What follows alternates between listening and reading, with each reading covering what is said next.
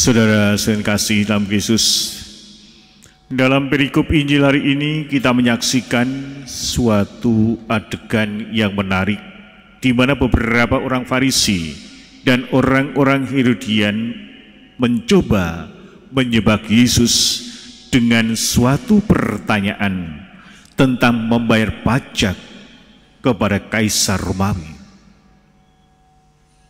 Mari kita renungkan, kita refleksikan pesan apa yang mau disampaikan Yesus lewat perikop ini.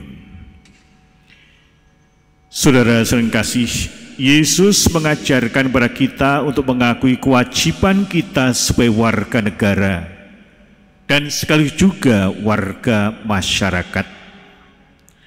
Ketika Yesus ditanya tentang membayar pajak kepada Kaisar, Dia meminta mereka menunjukkan uang dinar kepada Yesus.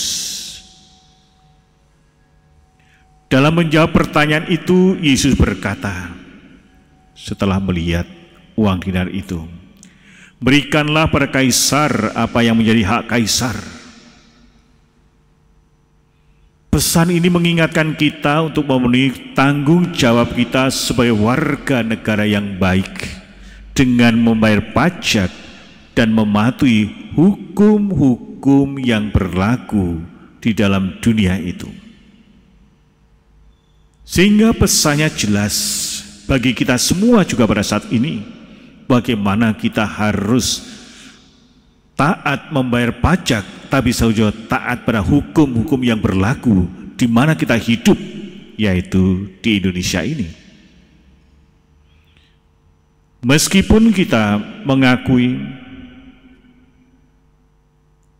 kewajiban kita kepada pemerintah dunia, Yesus juga menekankan kewajiban kita kepada Allah dengan mengatakan, berikanlah kepada Allah apa yang menjadi hak Allah. Sehingga kita mempunyai dua kewajiban, kepada Kaisar atau penguasa atau pemerintah, tapi juga kewajiban kepada Allah. Nah, pesan ini mengingatkan kita bahwa kita juga harus mematuhi perintah dan prinsip-prinsip Allah yang tertulis di dalam kitab suci, seperti kasih, keadilan, dan kebenaran. Prinsip-prinsip inilah yang harus kita pegang, yang harus kita hayati di dalam hidup, di dalam dunia ini sebagai warga kerajaan surga, sekaligus juga warga kerajaan dunia ini.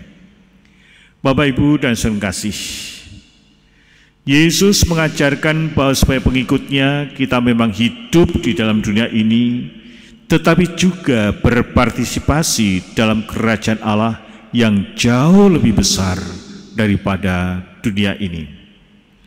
Ketika Yesus berkata, berikanlah kepada Kaisar apa yang menjadi hak Kaisar, Dia tidak hanya mengacu pada kewajiban finansial kepada pemerintah, tetapi juga pada pengakuan bahwa pemerintah dunia ini memiliki kewenangan dan wewenang tersendiri, terpisah dengan agama itu sendiri.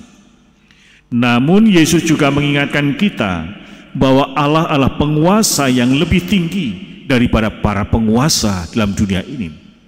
Memang para pemimpin itu penguasa dalam dunia ini, tapi ada penguasa yang jauh lebih tinggi, lebih besar, lebih agung, yaitu Allah yang harus kita taati. Dan bahwa ketaatan kepada Allah harus menjadi suatu prioritas utama dan pertama bagi kita semuanya. Bapak, Ibu, dan saudara kasih, dalam konteks zaman sekarang ini, Yesus mengajarkan kepada kita menjadi warga negara yang bertanggung jawab, mematuhi hukum-hukum yang berlaku, dan juga membayar pajak sesuai dengan kewajiban kita. Kita bertanya, sudah bayar pajak belum? Ya, kalau saya punya NPWP tapi nol terus karena kan dapat gaji, ya, jadi pelaporannya ke kantor pajak ya nol terus saja, ya, sampai berabad-abad. Namun kita juga harus menjaga agar iman dan ketaatan kita kepada Allah tetap menjadi prioritas yang utama dalam hidup kita sebagai orang beriman.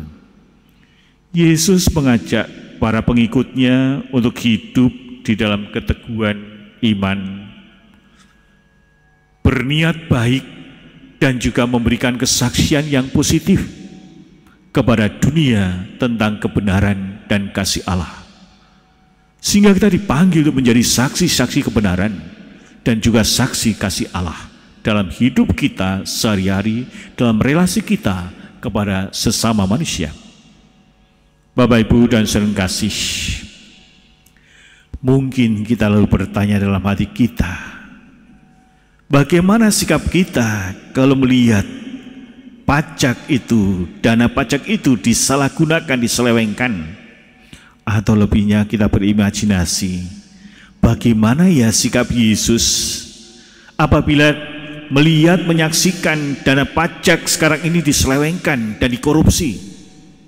Ini suatu pertanyaan. Karena berimajinasi, kira-kira Yesus jawabannya apa ya? Kalau kita perhatikan, Yesus menunjukkan sikapnya terhadap penyelewengan dan penyalahgunaan dana. Ketika Yesus berada di bait Allah dan melihat para pedagang yang menyalahgunakan tempat itu untuk berdagang, Dia dengan tegas mengusir mereka karena mereka membuat rumah doa menjadi sarang penyamun. Apakah di dalam perpajakan di sana ada sarang penyamun? Saya tidak tahu, tapi bahwa dalam Injil ini Yesus mengusir karena tempat yang kudus itu disalahgunakan, dijadikan sarang penyamun. Sikap Yesus ini menunjukkan bahwa Dia menolak keras terhadap penyelewengan dan penyalahgunaan dalam hal-hal yang kudus dan yang menyimpang dari tujuan yang seharusnya. Yesus tidak setuju dengan penyelewengan-penyelewengan itu. Demikian juga kita sebagai pengikut Kristus, sikap kita terhadap penyelewengan atau penyalahgunaan dana pajak seharusnya mencerminkan bahwa kita juga tidak setuju dan kita peduli terhadap keadilan itu sendiri. Bapak, Ibu, dan saudara kasih, kita harus menolak penyelewengan atau penyalahgunaan dana pajak dan memperjuangkan keadilan dalam pengelolaan dan juga penggunaan dana tersebut. Ini termasuk juga memperhatikan tindakan korupsi. Kita mencermati bagaimana penyalahgunaan kekuasaan atau juga segala penyelewengan yang merugikan masyarakat. Kita semua dipanggil harus berdiri teguh di dalam kebenaran dan juga integritas dalam tindakan kita sendiri dan mendorong pemerintah atau otoritas yang berwenang untuk bertanggung jawab di dalam penggunaan dana itu sendiri. Inilah tugas kita sebagai orang beriman. Sebagai pengikut Kristus, kita juga dapat mendoakan agar penyelewengan itu atau penyalahgunaan dana pajak itu dihentikan dan keadilan semakin ditegakkan. Mungkin Bapak sekalian bertanya, Pastor, didoakan seperti ini terus korupsinya kok semakin hebat, malah merambah kemana-mana. Di udara ada korupsi, di darat, di laut, di mana saja ada. Kita doakan saja masih seperti ini, apalagi tidak kita doakan. Disinilah kita harus sadar tugas dan tanggung jawab kita. Selain itu, kita juga harus bertindak sesuai kapasitas kita masing-masing, misalnya mendukung organisasi atau gerakan yang memperjuangkan transparansi. Kita dukung di sana, ya. Membangun kesadaran masyarakat tentang pentingnya etika dalam pengelolaan dana publik. Sikap terhadap penyelewengan atau penyalahgunaan dana pajak harus didasarkan pada keadilan, kebenaran, dan cinta kasih. Ada sesuatu yang menarik di suatu instansi, ada tulisan besar, ya, di situ, ya. Tulisannya apa, Bapak sekalian? Ya, peringatan bagi para penyuap pegawai kami akan dikenakan denda sekian juta atau dipenjara sekian tahun. Saya cari-cari di bawahnya, kok nggak ada tulisannya bagaimana yang menerima suap. Nah, disinilah menarik juga gitu ya, kalau kita renungkan kok. Jadi yang disasar itu yang memberi suap, tapi yang disuap ya sudah jalan terus. Itu tulisan yang suatu instansi resmi. Bapak, Ibu, dan saudara kasih, Yesus mengingatkan kita semua pentingnya mempertahankan keseimbangan antara kewajiban dunia dan kewajiban rohani. Kita tidak hanya harus memenuhi tanggung jawab sosial dan politik kita, tetapi juga harus memberikan tempat utama bagi hubungan dan pelayanan kita kepada Allah dan kepada sesama manusia.